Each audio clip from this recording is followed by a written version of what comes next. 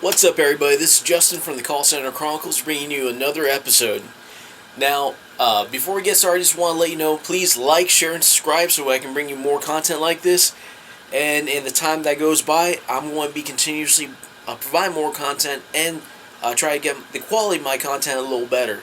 I already got a laptop. I'm going to be working on getting a camera and a better lighting system for that, but in the meantime, I'm actually just doing this with my cell phone. But just bear with me. Things are going to get a little better, I promise. Now, today we're going to get started with unusual calls. And when I mean unusual calls, I mean I had this one a while back where the person called in completely, and I mean completely drunk. Like he was completely beyond plastered. But he was able to verify himself without any issues. I was very surprised at that. He verified his security question, his name, date of birth, everything. And he wanted, excuse me, he wanted to do a PIN reset for his card. His ATM card, mind you. So I'm going through the process. I'm getting everything set so he can reset his PIN, and then I transfer him over to the odd man line.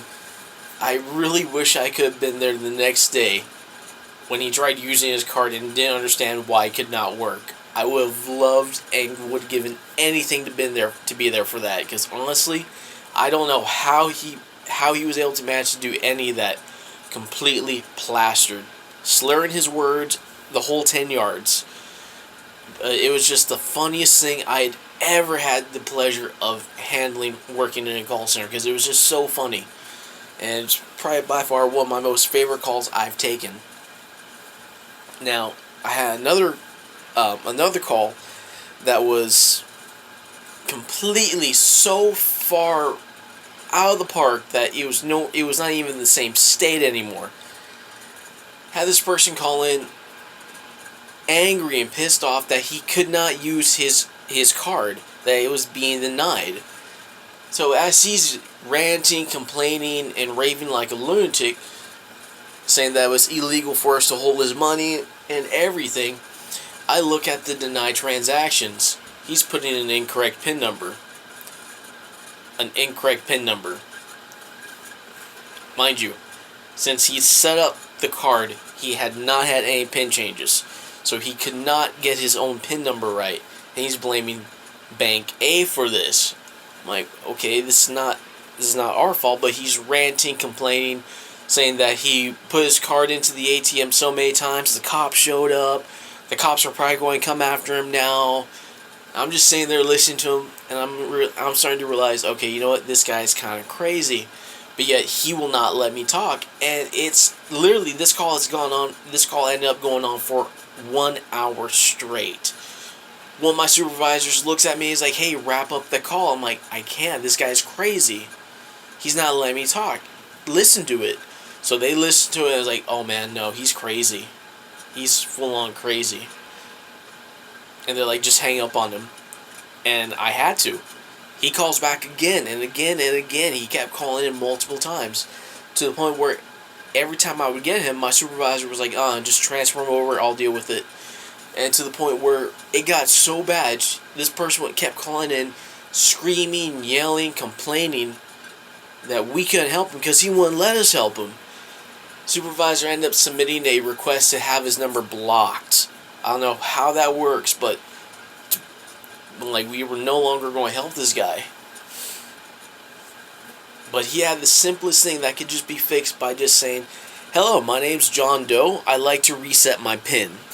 But no, he didn't do that. He just started calling in instantly, yelling, complaining, screaming, saying that it was illegal for us to keep his money from him, but yet he wasn't putting in the right PIN number. Just people are just weird that way, I guess. But that's probably by far some of my favorite stories right there, and I got more of these. I mean, they're just so awesome, but sometimes it does get a little overwhelming when you got people always complain, and it always seems to be the same thing over and over again. And it just comes down to the fact that, you know what? I know what's wrong, and you just want to tell them you are an idiot. But we can't do that, unfortunately. I mean, if I got an option to press two buttons, button A says gives me $50 million, or button B, tell off a caller, I'm hitting button B. I'm smashing button B. I'm like, I just want to sometimes tell them that they're so stupid that it's unbelievable how stupid they are. Because I've had some of these calls even for doing technical support for web assistants, and this person was yelling and complaining that they can't log into the website. I look at it, they don't even have a username. I tell them, you don't have a username. It's like, bull, I do have a username. My username's this. I'm like, no, you don't have a username. It's like, well, you don't know anything. And I had to sit there and explain to him, I'm looking at your account, I see your profile and website information, username, there's nothing there. And he wants to continue arguing and complaining. I'm like, okay, you know what? Let me just go ahead and get you over to a supervisor. Maybe they can explain it again for you, so you can understand it. But man, some of these people, I don't know what it is, but I got another good one. It just happened to me the other day.